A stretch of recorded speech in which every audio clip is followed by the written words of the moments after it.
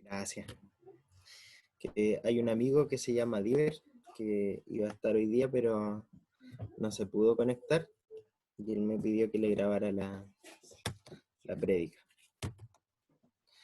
Alguien que contactamos a través de la página de Facebook, y estaba harto tiempo lejos del Señor y ahora quiere acercarse nuevamente. Así que para él es la grabación.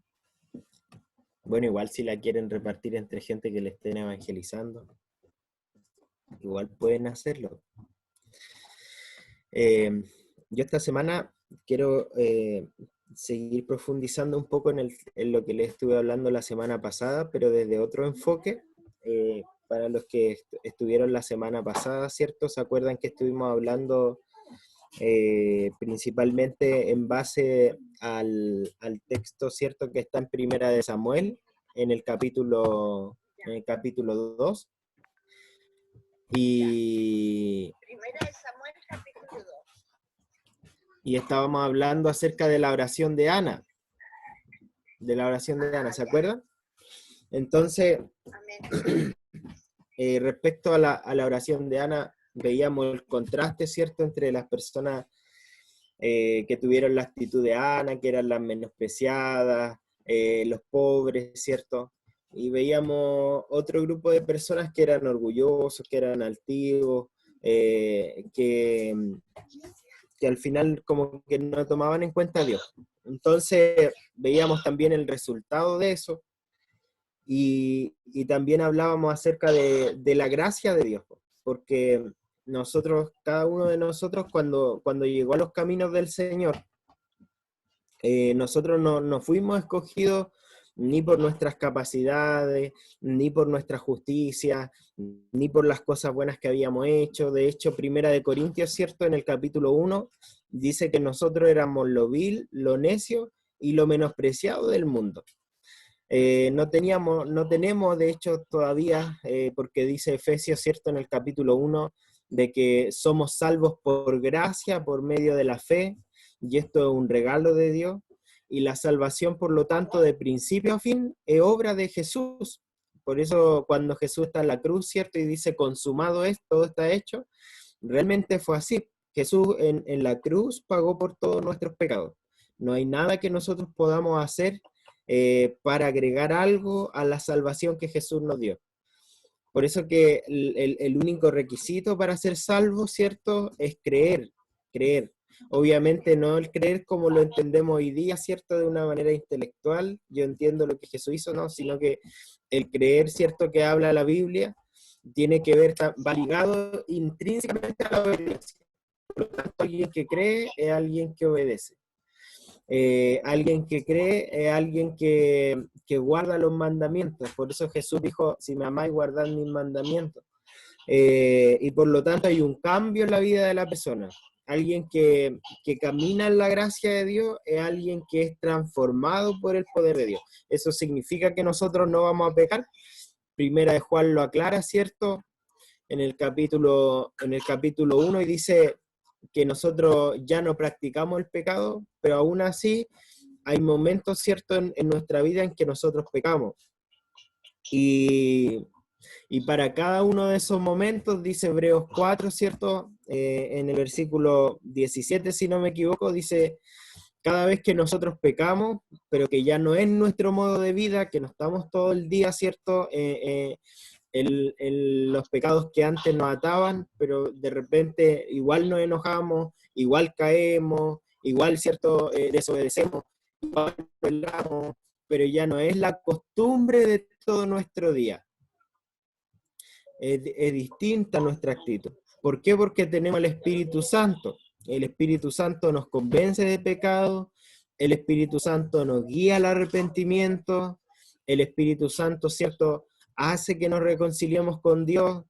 ¿Y cómo nos reconciliamos con Dios, cierto? Y era lo que les estaba diciendo antes, en Hebreos 4, 17, dice que a través del trono de la gracia.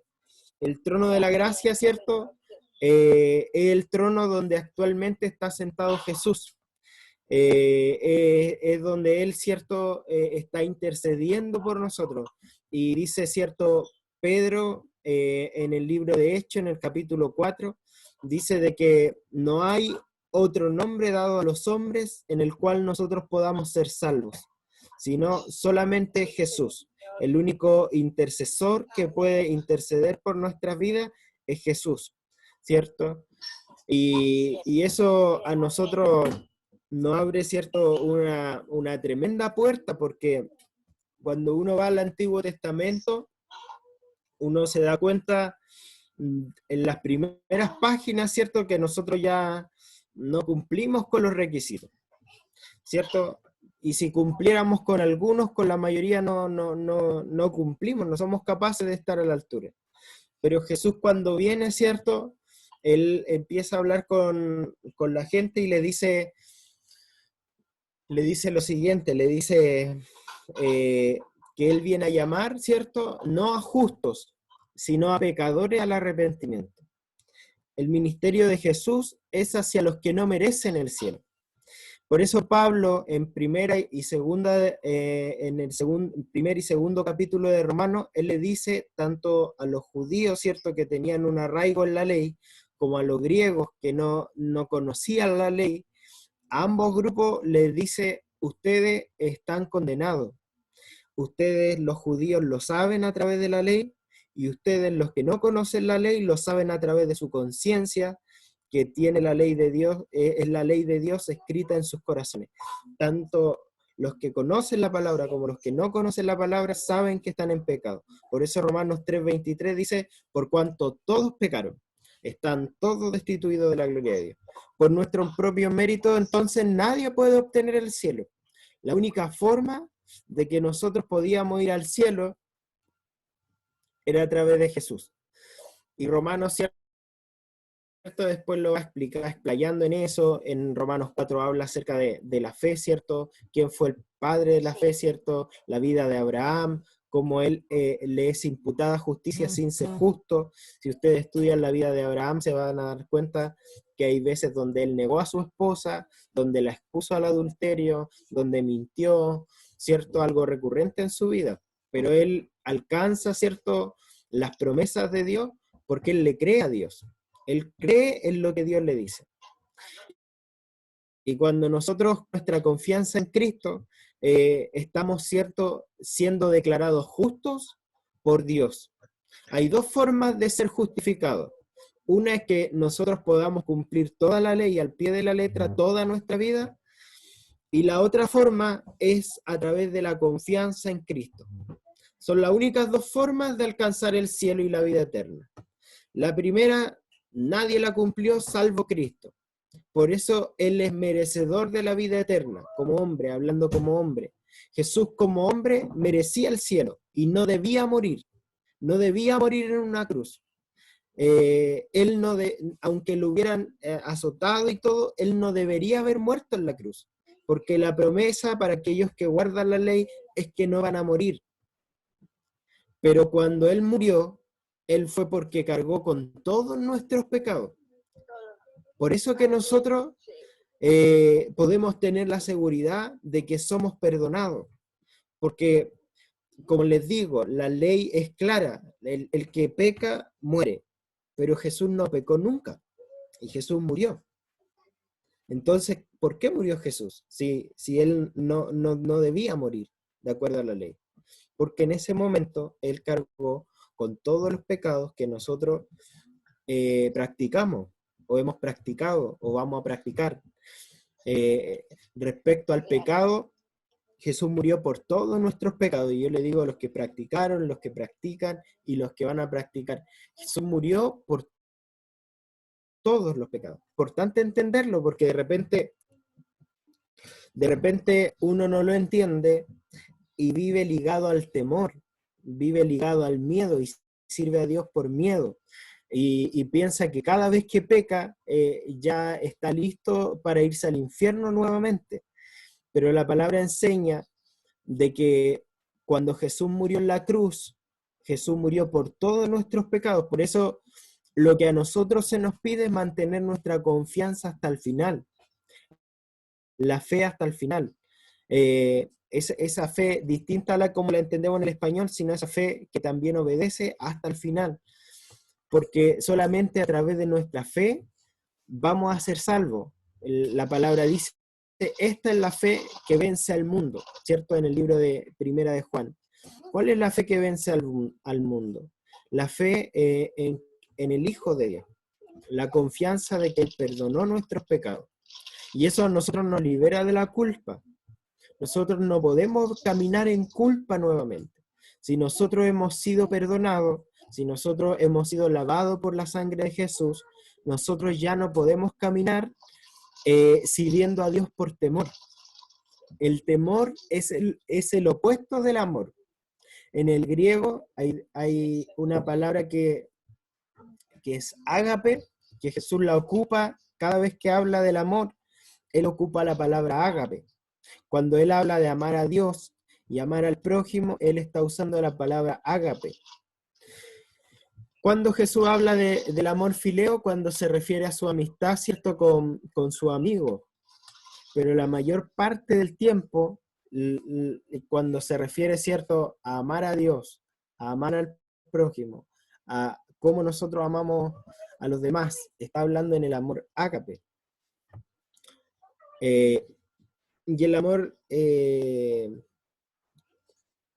ágape, por lo tanto, no es solamente algo que le corresponda a Dios, viene de Dios, pero una vez que nosotros creemos, Romanos 5:5 dice que el amor de Dios fue derramado en nuestros corazones por el Espíritu Santo que nos fue dado.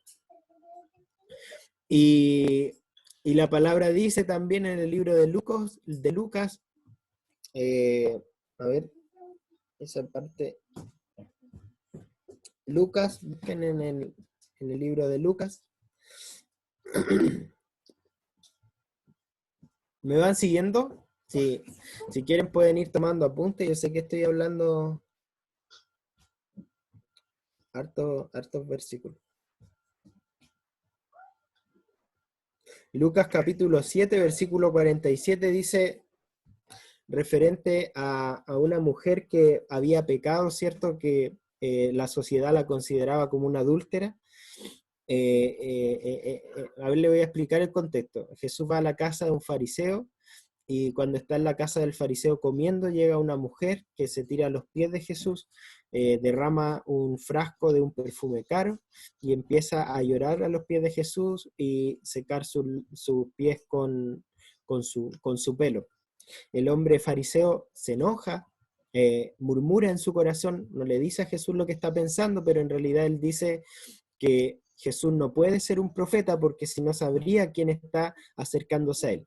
Entonces Jesús aprovecha esa instancia para compartir algo que es algo súper importante para nosotros, que es lo que yo les decía en Lucas 7:47. Dice que porque amó por lo cual les digo que sus muchos pecados les son perdonados, porque amó mucho. Mas a aquel a quien se le perdona poco, poco ama. ¿Ya? Yo estuve estudiando este versículo. Yo esta semana he estado estudiando harto el tema de la diferencia en los tipos de amor en el griego. Está el amor eros, ¿cierto? Que tiene que ver con un amor físico, un amor erótico, de ahí viene la palabra erótico, que tiene que ver con las relaciones entre los animales. Eso es como el más básico de los amores. Después viene el amor fileo. El amor fileo es un amor más sentimental, ¿cierto? Y que uno tiene con sus seres queridos más cercanos, que pueden ser amigos, pueden ser familia, pero es gente cercana. Está el amor estronge, que el amor estronge es un amor directamente con los que uno tiene un lazo familiar. Padre, hijo, los tíos, el amor estronge, un amor familiar. Y está el amor ágape, que los griegos en realidad lo usaban igual como usaban como un sinónimo de la palabra fileo. Pero cuando los cristianos empezaron a escribir, identifican al amor ágape como un amor diferente. Ahora, lo que en realidad significa amor ágape El amor ágape significa un amor determinado hacia algo o alguien. Un amor determinado hacia algo o hacia alguien. Que no exige reciprocidad. No sé si me salió bien la palabra. Reciprocidad. Ya. Que no exige ¿Está que le bien? sea dado lo mismo de vuelta. ¿Ya? El amor ágape es distinto al amor fileo, porque el amor fileo es un amor recíproco, pero el amor ágape es el amor incondicional hacia ese objeto de amor, a pesar de que ese objeto de amor a mí no me retribuya nada. Otra diferencia entre el amor fileo y el amor ágape es que el amor fileo tiene que ver con un amor que tiene que ver con los sentimientos, pero el amor ágape se mueve a pesar de los sentimientos. Me explico. Por ejemplo, si ustedes leen el libro de Richard Gumbrand, se van a dar cuenta que Richard en algún momento empieza a hablar acerca de sus captores y les decía, nosotros llegamos a un acuerdo, decía él. Nosotros llegamos al acuerdo de que nosotros predicábamos y ellos nos pegaban. Nosotros quedábamos felices por predicar y ellos quedaban felices por pegarnos. Y después dice, aprendimos a amar a nuestros captores. Y cuando ellos nos pegaban, nosotros les predicábamos. Ya, ahora voy a explicar. Uno humanamente, ¿cuál es su reacción natural? Si alguien me trata bien, si alguien se preocupa por mí, yo voy a amar a esa persona, ¿cierto? Si alguien me trata mal, si alguien no se preocupa por mí y además me daña, ¿cierto? Me habla mal y todo eso, yo no amo a esa persona, ¿cierto? Bueno, cuando ustedes hablan de esa forma, ustedes están hablando de un amor fileo, de un amor filial, un amor sentimental. Pero el amor ágape va sobre eso. Y por eso el amor ágape solamente puede provenir de Dios. Una persona que no tiene a Dios no puede tener esta clase de amor. Por eso los que le dieron este significado más profundo al amor ágape y lo desarrollaron más fueron los cristianos. Porque nadie más tiene esta clase de amor que va contra la naturaleza. Porque la naturaleza nos dice que nosotros no nos acerquemos a aquel que nos hace daño. Es algo natural, hasta los animales, ¿cierto? No se van a acercar a alguien que les pega. Pero el amor ágape nos lleva a amar incluso a aquellos que no deberíamos naturalmente amar. Por eso Jesús cuando hablaba, él decía, amen a sus enemigos, por ejemplo. Pero entiéndase, Dios no nos está pidiendo que lo amemos de una manera sentimental. Y aquí viene otra diferencia entre el amor fileo y el amor ágape. Porque el amor fileo se demuestra a través de los sentimientos. Pero el amor ágape no trabaja en los sentimientos, yo le decía. Por lo tanto, a mí me puede doler que una persona me haga daño y sin embargo amarla, pero no la voy a amar con un amor fileo. Por lo tanto, sentimentalmente no la voy a amar. Me va a doler lo que esa persona me hace. Y eso no va a cambiar. Pero sin embargo, con el amor ágape implica necesariamente acciones, no implica sentimiento. Por lo tanto, hacia aquellos que me hacen el mal, yo puedo demostrar el amor. Pero ¿cómo yo demuestro el amor? A través de las acciones que yo hago hacia esa persona. ¿Me van entendiendo? Y el mayor ejemplo de amor fue Cristo. Porque Cristo murió por nosotros y la palabra dice que nosotros, al ser pecadores, al ser impíos, nosotros no somos merecedores del amor de Dios. De hecho, nosotros éramos sus enemigos, hablando bien bíblicamente, porque Él es santo, Él es justo, Él es bueno, nosotros éramos depravados, ¿cierto? éramos injustos, estábamos ligados al pecado, somos malos por naturaleza, Él es bueno por naturaleza, por lo tanto, la consecuencia inevitable es que nosotros teníamos que ir al infierno. Pero por eso la palabra dice, ¿y cómo Dios demostró su amor? Dice Romanos 5:8, en que siendo aún pecadores, Cristo murió por nosotros. Por lo tanto, Jesús fue el mayor ejemplo de este amor ágape, porque aunque nosotros no merecíamos su amor, fuimos objeto de su amor determinado. Fuimos objeto de su amor incondicional. Y aunque nosotros no le respondimos de la misma manera, porque Él murió por todo el mundo, no solamente por los cristianos, y hay algunos que nunca miran a Dios, pero Él murió y entregó todo, aún a riesgo de no recibir la misma respuesta de vuelta, porque Él nos amó con el amor ágape, nos amó con un amor incondicional, un amor que no varía, que es permanente a pesar de que nosotros hagamos todo para que Él nos rechace. Por eso que Dios es capaz de amar al ateo, es capaz de amar a los rebeldes, es capaz de amar a aquellos que le escupen en la cara. Por eso Jesús, cuando estaba en la cruz, ora por sus captores, ora por aquellos que lo querían muerto. ¿Me entienden la diferencia? El amor ágape es revolucionario y está muy distante del temor.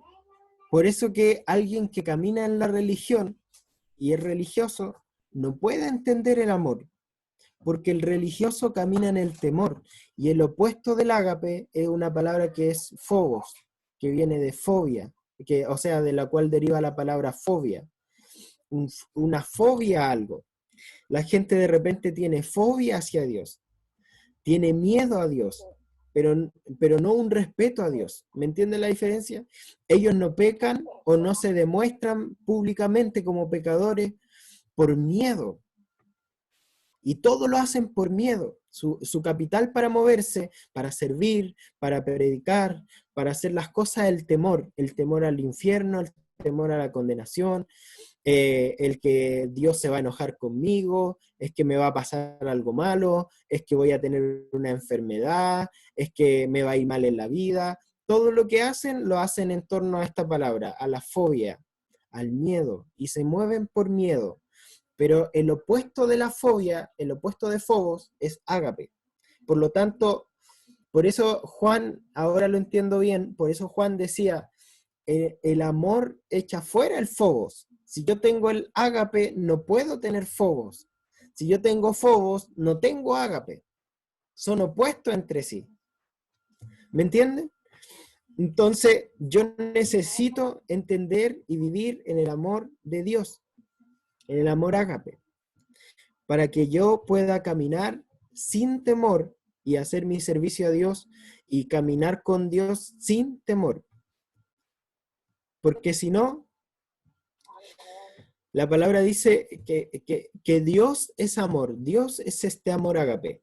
Por lo tanto, si yo no tengo este amor y camino en el temor, yo tampoco conozco a Dios. Por eso aquel que camina en la religiosidad y vive siempre buscando, ¿cierto?, tapar sus pecados, no es sincero, no habla lo que está en su corazón, no es sincero con Dios, no pide perdón, ¿cierto?, oculta lo que está en su corazón. Esta persona al final no conoce a Dios. Por eso el religioso no conoce a Dios, o lo conoce muy poco. Pero en la medida que nosotros conocemos a Dios, ya no tenemos temor a la condenación, no tenemos temor a la represalia, porque entendemos que Dios nos ama de manera incondicional. Y por eso por eso Jesús dice en Lucas 7, al que mucho se le perdona. Yo les explicaba un día, no es que uno peque más y uno peque menos, sino que uno tiene un entendimiento mayor de cuántas cosas ha hecho mal y otro no entiende cuántas cosas ha hecho mal.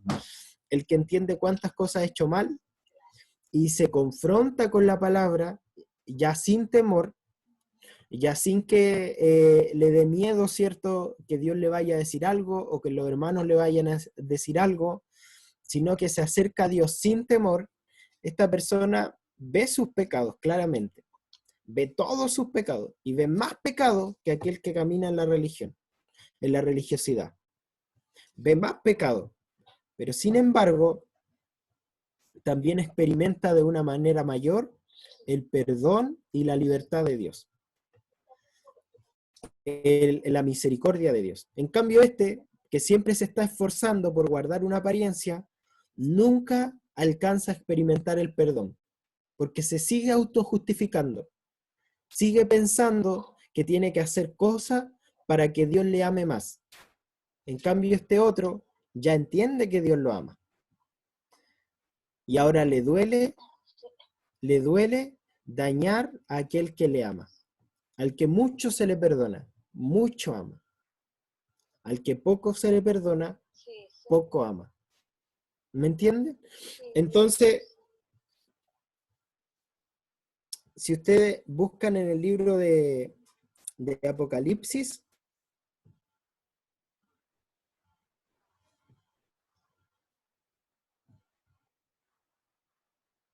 en el capítulo 2,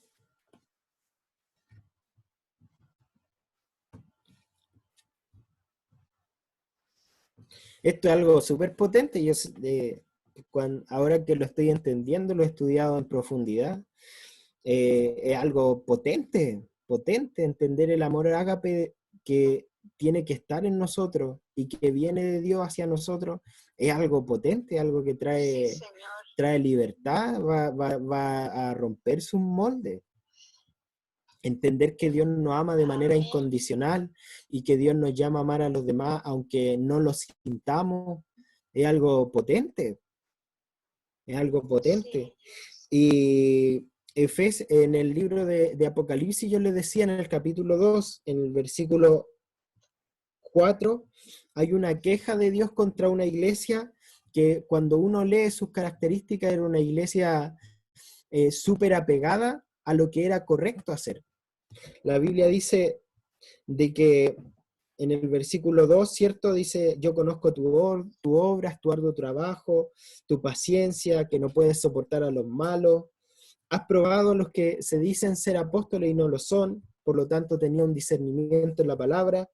Lo has hallado mentirosos, y has sufrido y has tenido paciencia y has trabajado arduamente por amor de mi nombre, y no has desmayado.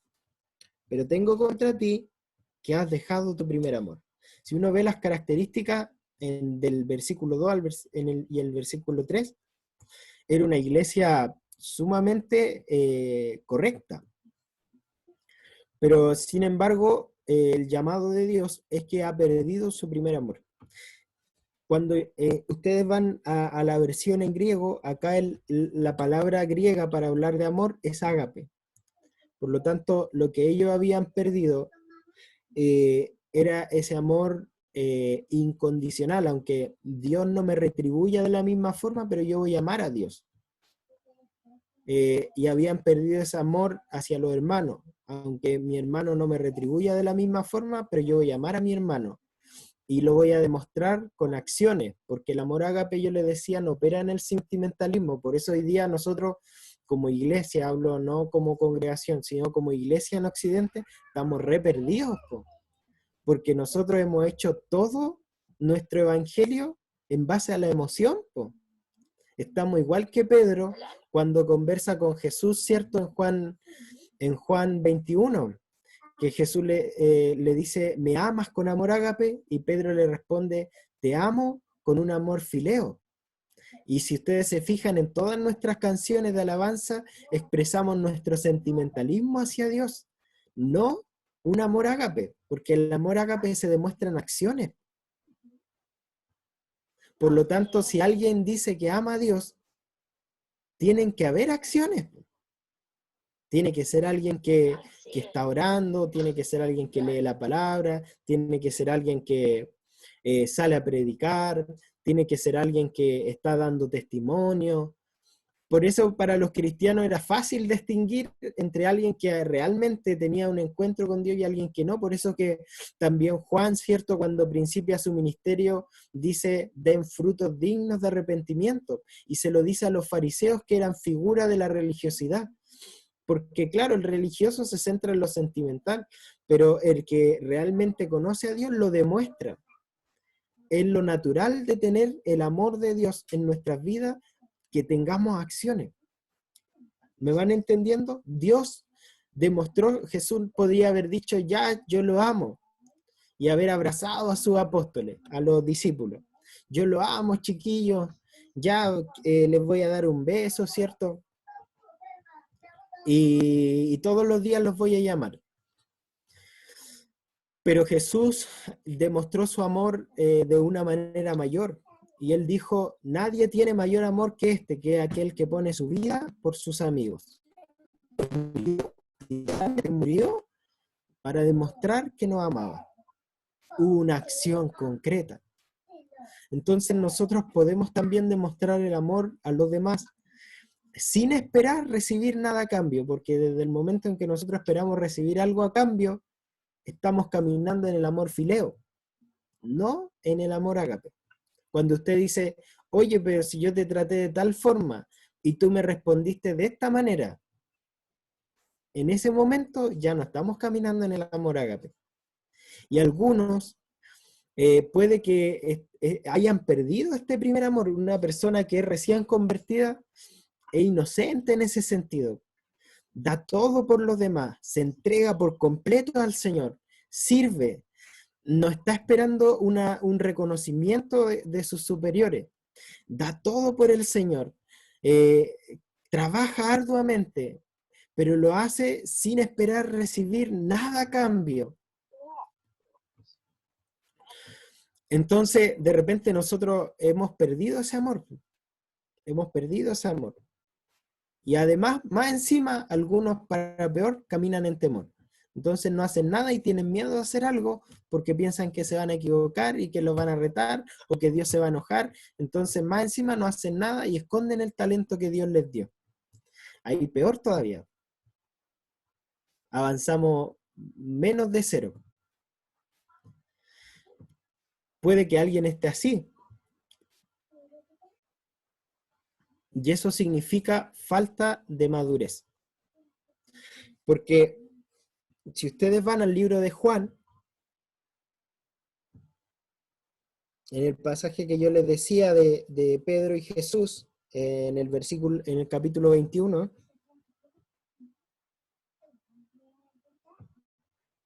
no voy a leer todo el pasaje, pero sí la última vez que Jesús le pregunta si amaba, si a Pedro si él le amaba. En el versículo 17 le dijo la tercera vez, Simón, hijo de Jonás, ¿me amas? Ahí Jesús le habla con un amor fileo. A diferencia de ahí Jesús le dice, ¿tú me amas con un amor fileo? Entonces Pedro se entristeció de que le dijera la tercera vez, ¿me amas? Y le respondió, Señor, tú lo sabes todo, tú sabes que te amo. Pedro le vuelve a contestar, yo te amo de una manera sentimental. Entonces Jesús le dijo, apacienta mi oveja. Pero después, bueno, en este pasaje, entre paréntesis, Jesús siempre le recuerda su llamado a Pedro. Pero en el versículo 18 dice, de cierto te digo, y aquí viene la importancia de entender que una persona madura es alguien que camina en el amor ágape y tiene un amor ágape grande. Dice, cuando eras joven te ceñías e ibas donde querías. Si nosotros vemos la vida de Pedro, ¿qué hizo Pedro cuando Jesús iba a ir a la cruz? Lo negó, lo dejó solo, salió arrancando. Por lo tanto, iba donde quería. Y ahora se había ido a pescar. Olvidó su llamado y agarró las redes y se fue a pescar. Iba donde quería. Entonces le dice, más cuando ya seas viejo, extenderás tus manos y te ceñirá otro, y te llevará donde no quieras. Y yo les decía, ¿cuál es la característica del amor ágape? Que uno hace lo que naturalmente no debería hacer, ama a quienes naturalmente no debería amar, y no exige reciprocidad, sino que da amor sin esperar que otros le den lo mismo que uno dio de vuelta. El amor maduro siempre va a ser un amor ágape. ¿Y cómo nosotros avanzamos en ese amor? Cuando entendemos la gracia de Dios, por eso yo les decía, al que mucho se le perdona, mucho ama. Cuando entendemos el perdón de Dios, cuando caminamos en el perdón de Dios, si ustedes leen San Juan capítulo 3, Jesús dijo que la gente permanecía en la condenación porque no venían a la luz, porque sabían que sus obras eran malas, pero los que iban a la luz también tenían obras malas.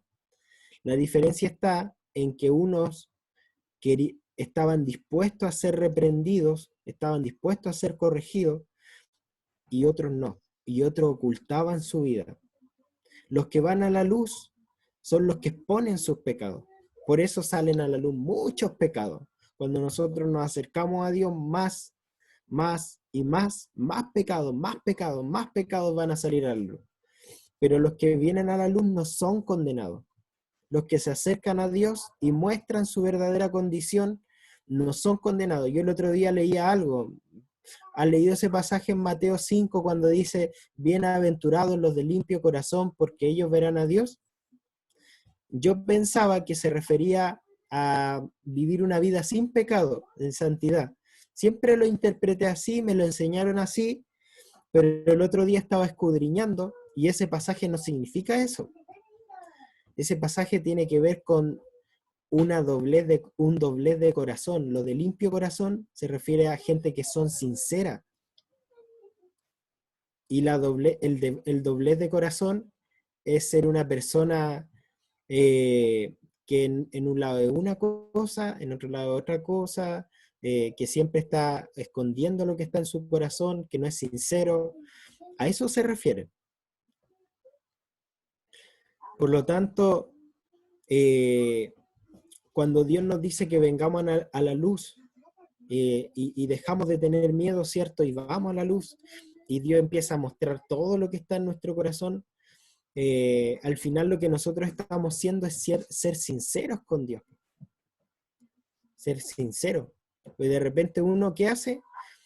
Uno como que se justifica. No, es que en realidad mentí porque había que mentir, pues si no se iban a enojar conmigo. Uno se enoja y dice, no, es que la situación, ¿cierto?, me sobrepasó. Pero bíblicamente, la mentira, ¿qué es? Es pecado. El enojo, ¿qué es? Es pecado. La pereza, ¿cierto?, que hemos estado viendo los días sábados, ¿qué es? Es pecado. No podemos justificarla.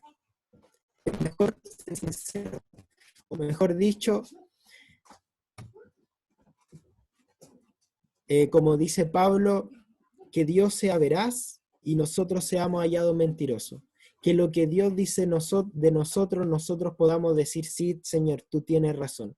Yo pequé, yo mentí, yo caí en pereza, yo mentí, yo me enojé, yo actué mal con mi hermano. Que nosotros seamos sinceros con Dios, con lo que su palabra dice de nosotros.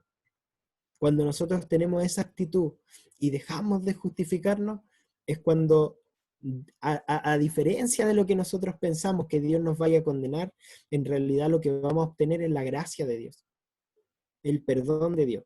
Si ven esa película que les decía la Javiera, una película de monitos bien buena, El progreso del peregrino, en un momento el peregrino se equivoca y se va por un camino que no tenía que irse. Y el peregrino es confrontado por evangelistas. Todos los nombres que aparecen ahí son simbólicos. Entonces, confrontado por el evangelista, y él cae al piso y se pone a llorar. Sí, mal, po. Porque cuando uno es sincero con Dios, eh, fuerte porque te pesan los pecados, po. Hay un peso de culpa. Y hay gente que prefiere estar en la oscuridad para que ese peso no te afecte tanto. Ya, pero cuando uno es sincero con Dios y deja de intentar justificarse con Dios, lo más probable es que uno va a quedar tirado, le va a doler, se, se va a sentir la peor persona del mundo. Pero cuando nosotros nos quebrantamos y lloramos y somos sinceros, ustedes van a experimentar la gracia. Y yo les recordaba este pasaje de esa película, porque Evangelista, apenas él cae al piso llorando, dice, ya levántate, tienes que seguir. Y dice, pero ¿cómo si yo pequé y todo? Dice, sí, pero el rey dice de que el, una vez que tú reconoces, eres limpio. Y es así, po, literalmente es así. Si ustedes reconocen, si nosotros reconocemos nuestros pecados, en Primera de Juan, cierto capítulo 1, si confesamos nuestros pecados, Dios es fiel y justo para perdonarnos y limpiarnos de toda maldad. O sea, el requisito es reconocer, dejar de justificarse. Es mejor ser un gran pecador aquí en la tierra que no entrar al cielo. Perdón, sí, es mejor ser reconocido como un gran pecador aquí en la tierra que vivir toda la vida de apariencia y que no se nos deje entrar. Yo prefiero que vean todas mis pifias ahora y ser justificado y poder tener la oportunidad de arrepentirme, de reconocer, de humillarme ante Dios, que un día llegar al cielo como una persona intachable y que Dios me diga, yo no te conozco, hacedor de maldad. Es mejor eso. Es mejor que hoy día tengamos la oportunidad, ¿cierto?, de volver al Señor, de conocer su amor. Y Dios no nos va a dejar tirados, porque hoy día el amor de Dios es mayor hacia nuestra vida porque no somos sus enemigos, somos sus hijos. Dios quiere demostrarnos su misericordia.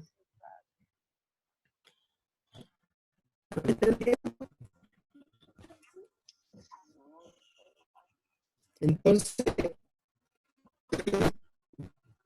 yo les decía eso, necesitamos un amor. Y yo les decía, otro te ceñirá, otro te ceñirá. ¿Quién es el amor de Dios es derramado en nuestros corazones? ¿Por quién? Por el Espíritu Santo. Y Pablo exhorta, ¿cierto?, en el libro de Efesios a ser llenos del Espíritu Santo y no ser llenos de no curarse, ¿cierto? A eso se refiere, no estar borracho. Antes bien ser llenos del Espíritu Santo. ¿Cómo yo me puedo llenar de amor? ¿Cómo yo me puedo llenar de este amor ágape? Dejando que el Espíritu Santo pueda trabajar en mi vida. Buscando que el Espíritu Santo venga a mi vida. Que el Espíritu Santo vuelva a hablarme. Yo les digo algo, si ustedes se meten con Dios, es imposible que salgan de ahí sin ser hallados injustos, pecadores. Porque el Espíritu Santo, su función es confrontar. La palabra dice que Él nos convence de justicia, de juicio, y nos convence de pecado. Si ustedes se meten fuerte con el Señor, ¿cierto? Por eso siempre que nosotros hablamos de avivamiento, hablamos de arrepentimiento, porque si el Espíritu Santo está, sí o sí va a convencer de pecado. Ahora, ¿eso nos va a guiar a la condenación? ¿Nos va a guiar a vivir en temor? ¿Nos va a hacer dormir con miedo al infierno? No, no debería. Porque el Espíritu Santo también es el consolador, el paracleto, el que nos anima. Por lo tanto, Él nos confronta, pero cuando usted reconoce su pecado, Él nos anima, no nos tira para afuera. La Biblia dice que hay dos tipos de arrepentimiento, un arrepentimiento para muerte y un arrepentimiento para vida. El arrepentimiento para muerte produce culpa y nos saca del camino. El arrepentimiento para vida produce tristeza también, pero a diferencia de la culpa, ¿cierto? Esta tristeza nos acerca a Dios, nos lleva a buscar más del Señor. Reconocemos nuestros pecados, Dios nos limpia y nos acerca al camino. Judas es el ejemplo de esta tristeza para muerte, de este arrepentimiento, o sea, sí, esta tristeza para muerte, que en realidad no es arrepentimiento. El arrepentimiento siempre nos acerca a Dios y nos impulsa hacia adelante. Nos dice, te equivocaste, pero avanza. Pero en cambio, esta culpa que ocupa el diablo, que es el acusador, nos dice, tú no puedes servir a Dios. Dios ya no te ama. Pero ahora ustedes entienden que Dios nos va a amar de manera incondicional. Por lo tanto, ¿cómo vamos a amar nosotros a Dios? ¿Con un amor fileo, sentimental, o con un amor incondicional también? ¿Cómo vamos a amar a nuestro prójimo? Con un amor sentimental, ¿cierto? Que yo le digo que los quiero, pero que a la hora de dar mi vida por ustedes yo no lo voy a hacer, porque amo mi vida, amo más mi vida que la vida de ustedes. ¿Cómo los voy a amar yo? La palabra dice que el que pierde su vida la ganará, y que no hay mayor amor que dar la vida por los demás. Por lo tanto, si yo lo amo, voy a entregarme con fuerza, con toda mi fuerza, por ustedes. Porque así demuestro mi amor a Agape. Si yo amo a otros, voy a ser el que va a orar más por ellos. Voy a ser el que se va a meter más con Dios, pero no para obtener un reconocimiento, no para que la gente me vea y diga, oye, qué bueno que está leyendo la Biblia, qué bueno que es inteligente, o no. No buscamos a Dios por eso, no leemos la Biblia por eso. Buscamos a Dios para que otros le conozcan. Me meto con Dios para que otros puedan obtener los resultados. Pablo decía eso en 2 Corintios. Nosotros sufrimos, ¿cierto?, para que ustedes experimenten la vida de Dios. Pero para eso hay que pagar un precio. El precio de perder nuestra vida. El precio de renunciar a nuestro tiempo. El precio de renunciar, ¿cierto?, a nuestros momentos de ocio. Tenemos que pagar un precio, pero el que tiene amor ágape es capaz de hacerlo. Aun cuando nadie lo reconozca, nadie lo pesque, aun cuando nadie se entere de que pasó horas orando, aun cuando nadie ministra a gente, cuida de gente y después le dan la espalda. Da lo mismo, porque nosotros estamos llamados a amar, aunque no nos amen de vuelta. Pero tenemos que amar, tenemos que demostrarlo en acción. Amén. Y lo mismo hacia Dios, po. Lo mismo hacia Dios. Bueno, Dios nos va a amar sí o sí de vuelta, pero la gente no. Pero al menos si, por eso la palabra dice que si buscamos a Dios es porque Él es galardonador de los que les buscan. Dice cosas en Jeremías 33, cosas que ojo no vio ni oído yo, son las que Dios tiene reservadas para aquellos que le buscan. O sea, más encima, si amamos a Dios, sí o sí Él nos va a amar de vuelta. ¿Cómo no vamos a amar a Dios? ¿Cómo no nos vamos a meter con Dios? Claro, de repente creemos en las mentiras del diablo y está con miedo. Si Dios nos quisiera matar, ya nos hubiera matado.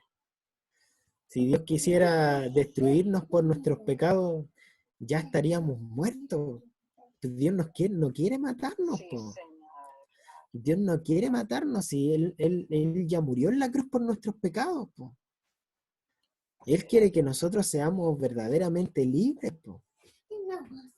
Libres, cambiados, transformados, llenos de gozo. Porque el amor, si yo sí produce gozo, tiene que producir alegría, po. Si antes nosotros dormíamos con miedo en las noches por temor a que nos fuéramos a ir al infierno y no íbamos a despertar al otro día. Algunos vivían así, yo vivía así. Pero hoy día nosotros vivimos en el amor de Dios, po. Ya no hay temor. Y si me equivoco, bueno, me equivoqué. Pido perdón, reconozco, pero sigo avanzando. Si Jesús me ama, ¿cómo voy a tener miedo de volver a levantarme? Si la palabra dice, si 7 veces cae el justo, Dios lo levantará, y que la luz de la aurora va en aumento hasta que el día es perfecto, ya no puedo andar en temor. Eso es del diablo, es satánico. El diablo quiere que usted no vuelva a caminar, no vuelva a avanzar, no vuelva a servir a Dios, no vuelva a usar sus dones, no vuelva a usar su llamado, no vuelva a usar sus talentos, porque a él le conviene que usted esté calladito y más aún, él se lo va a llevar directo al infierno, porque en el temor no hay amor. Pero si usted camina en el amor, usted va a experimentar la gracia día tras día, hasta que su vida sea transformada a la imagen de Cristo. Pero tiene que caminar en amor, pero tiene que reconocer sus pecados, pero tiene que arrepentirse y va a experimentar el amor de Dios. Dios le ama, entienda eso. No deje que el diablo lo engañe. El Señor va a traer libertad a su vida.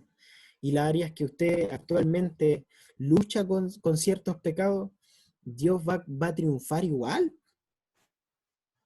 Va a triunfar igual. ¿Cuál es la alabanza en el cielo? ¿Quiénes adoran a Dios? Los que fueron lavados por la sangre del Cordero. No los que fueron intachables, po. Si todos nosotros pecamos, por si no la Biblia mentiría.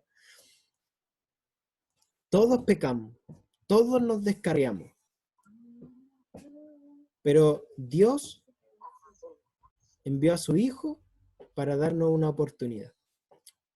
Tremendo. Y eso estamos celebrando hoy día. Tremendo.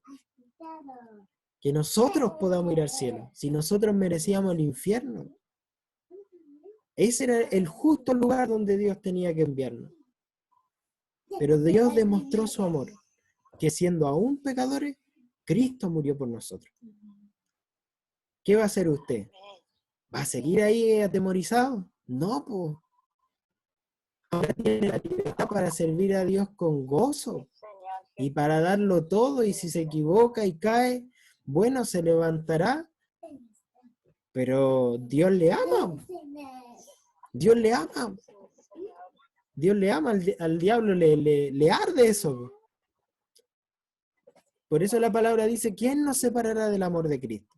Tribulación, angustia, persecución, lo alto, lo bajo, las potestades. ¿Quién? Nadie, po. Nadie. Claro, lo importante sí es reconocer, po. Si no reconocemos nuestros pecados, ahí hay algo grave, po, que no estamos yendo a la luz, po. Pero si usted reconoce sus pecados, ¿y qué cree? ¿Que Dios no lo va a perdonar? Si es su promesa. Es su promesa. Pero tiene que reconocerse, po. Y si tiene que pedirle perdón a alguien, tendrá que hacerlo y tendrá que humillarse. Y si tiene que pedirle perdón a Dios porque ha hecho las cosas como para agradar a los hombres y no para agradar a Dios, también tendrá que pedirle perdón a Dios.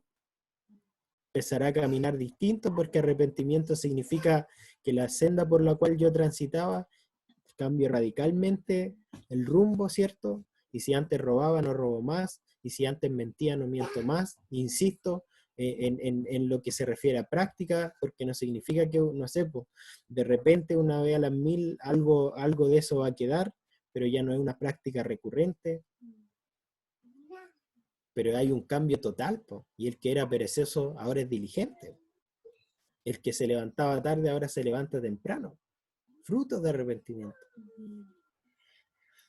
Pero hay que reconocer. Y hay que caminar en el amor. Si usted se oculta cada vez que peca, no ha entendido nada. Si usted deja de servir a Dios cada vez que peca, no ha entendido nada. Está caminando por temor de nuevo. ¿Me entienden? Así que vamos a orar ahora, ya estamos terminando. Así que ahí donde están, si necesitan reconciliarse con el Señor, si hay cosas en su vida que usted sabe que están mal, ya es tiempo de pedir perdón y avanzar. Ya, Señor, en esta hora yo te doy gracias porque sé que tu palabra va a traer libertad, sé que tu palabra, Señor, nunca va a volver a ti vacía, Señor. Sé que tu palabra, Señor, es eficaz, Señor, ahora que las mentiras del diablo caigan y que la religiosidad, Señor, tú la quites de nuestros corazones, Señor. No queremos ser hipócritas, no queremos ser fariseos, no queremos vivir de apariencia. Nosotros queremos ser hallados, Señor, en Cristo. Señor, renunciamos a esto. Señor, Pablo decía que todo eso era basura, Señor, para él. Sus buenas obras, las cosas que obtuvo por su fuerza, eso no sirve para nada. Nuestro único mérito es Cristo, su sangre, Señor. Y nos gloriamos en el sacrificio de Cristo, Señor. Algunos nos llaman, Señor, libertos, Señor. Algunos nos llaman, Señor, que usamos la gracia, Señor, para el libertinaje. Pero tú sabes que es mentira, Señor. Porque te amamos también a ti, Señor. Y estamos dispuestos a darlo todo por ti, Señor. Y tal vez, Señor, nuestro amor todavía no es maduro. Y tal vez todavía, Señor, queda parte de ese amor fileo, Señor. Pero queremos avanzar, Señor, hacia ese amor perfecto, Señor. Ese amor que se demuestra con nuestras acciones, ese amor que se demuestra, Señor, aún para aquellos que no lo merecen y nos aborrecen, pero queremos amar como tú amas, Señor. Queremos amar como tú amas, Señor. Queremos amarte a ti, Señor, y dar más de nuestro tiempo, dar más de nuestra vida, si es necesario perder nuestra vida, Señor, renunciar a nuestros derechos para darnos por amor a otros, Señor, para poder tener algo que entregar para los demás, Señor. Señor, no que lo hayamos alcanzado, no hablamos como gente que ya alcanzó ese amor perfecto, pero avanzamos hacia allá. Señor, que en el nombre de Jesús, Señor, la emoción, Señor, ese amor sentimental, Señor, emocional, Señor. Señor, tú nos libertes de eso, Señor. Porque no es un estorbo, Señor, para conocer el amor perfecto, Señor. No es un estorbo, Señor, para caminar hacia ese amor que no camina en la emoción, que no camina en el sentimiento, Señor, sino en la acción. Padre, en el nombre de Jesús, en esta hora, Señor, trae entendimiento, trae libertad, Señor. Que los hermanos, Señor, dejen de tener culpa, Señor. Que los hermanos comiencen a avanzar y predicar con poder, con autoridad, Señor. Porque tú nos perdonaste, Señor. Y hoy día la gente, Señor, vive angustiada, vive con miedo, vive sin esperanza porque no conoce este amor, Señor. No conoce el amor verdadero, Señor. La gente vive atada al resentimiento porque no conoce el amor, Señor. Son presos de la culpa, son presos, Señor, del odio, Señor.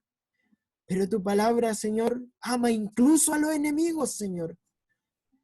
Por lo tanto, no puede haber resentimiento, Señor, en el amor verdadero. No puede haber odio, Señor, hacia aquellos que nos aborrecen, Señor. Señor, en el nombre de Jesús, que en esta hora las cadenas sean rotas, Señor. Las prisiones sean abiertas, Señor. En el nombre de Jesús. En el nombre de Jesús. Oro porque tu Espíritu Santo vaya a cada hogar, Señor. Y que tu Espíritu los convenza, Señor. Que tu Espíritu los convenza, Señor. Que tu Espíritu los amoneste. Que tu Espíritu no los deje tranquilos, Señor.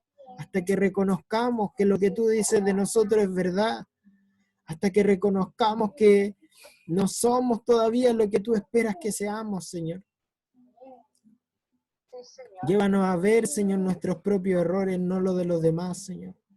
Llévanos a ver si nuestra vida está realmente a la luz de tu palabra, Señor. Y si no, queremos caminar hacia ella, Señor.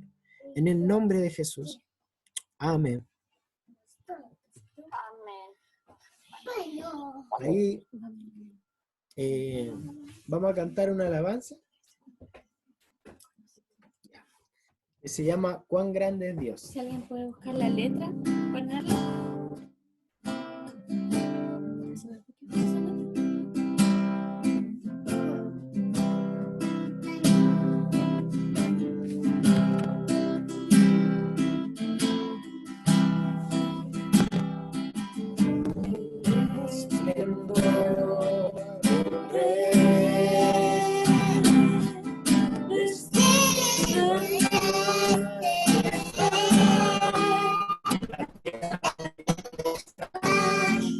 La tierra alegre está,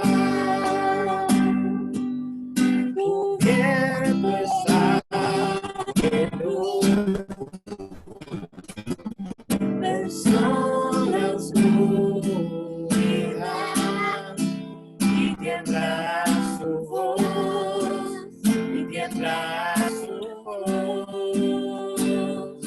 Cuán grande es Dios, cuán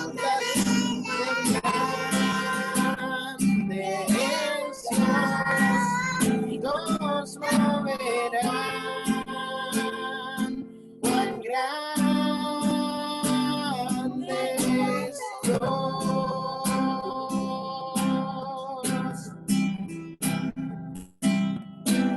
Día a día Él está,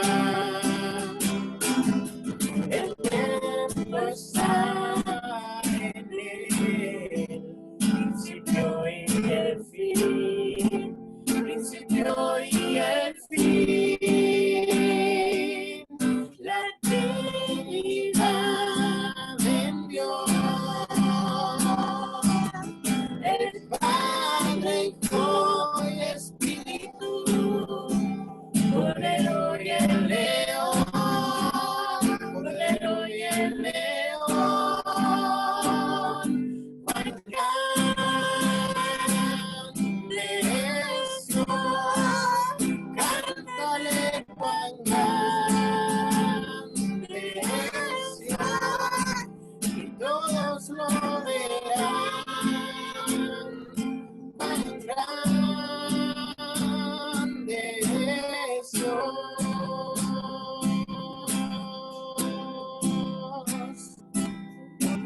Sobre todo eres digno de alabar,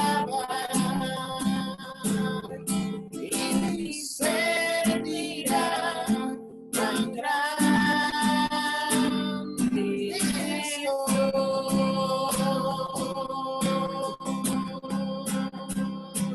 cuán grande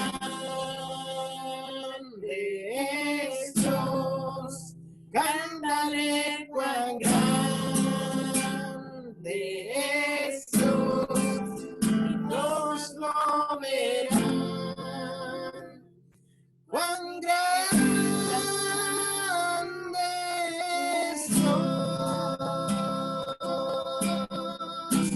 mi corazón entona la canción. Cuán grande es Él, cuán grande es Él. Mi corazón entona la canción. Cuán grande es Él, cuán grande es Él.